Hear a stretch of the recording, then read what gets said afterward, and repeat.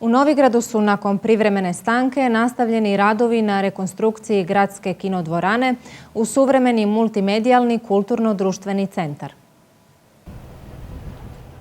Tijekom dvomjesečnog prekida radova napravljene su određene preinake na projektu rekonstrukcije Novigradske kinodvorane, a detalje o tome saznali smo od gradonačelnika grada Novigrada Antea Milosa.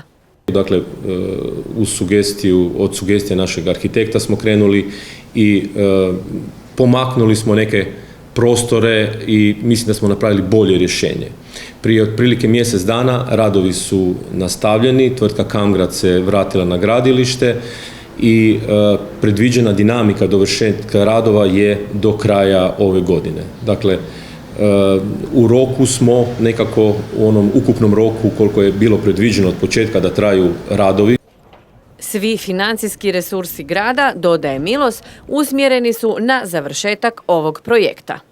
Morali smo, nažalost, odustati od nekih važnih javnih infrastrukturnih radova kako se ne bi prezadužili i kako bi osigurali normalan tijek novaca iz gradskog proračuna i prema ostalima koji naravno imaju potrebe da se kroz taj proračun financiraju. Napomenut ću samo asfaltiranje našeg bijelog parkinga koje, evo, čekat će možda ovu zimu ili sljedeće proljeće, ali ponavljam, vremena su takva gdje moramo biti odgovorni.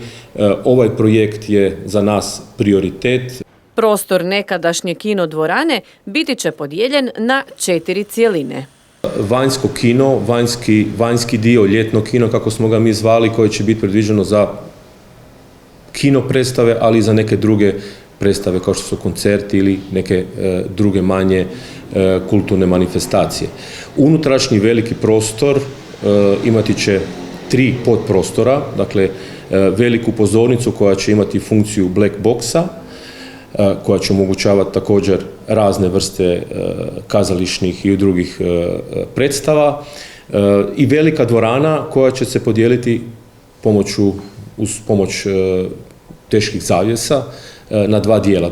Podsjetimo, vrijednost građevinskih radova na rekonstrukciji i dogradnji prostora je 12,75 milijuna kuna s PDV-om, dok će putem 2 odvojenih natječaja ukupne vrijednosti nešto više od 1 milijun kuna biti nabavljena rasvjetna oprema i strojarske instalacije. Ono što predstoji je nabava dijela namještaja i opreme prostora te multimedijalne opreme.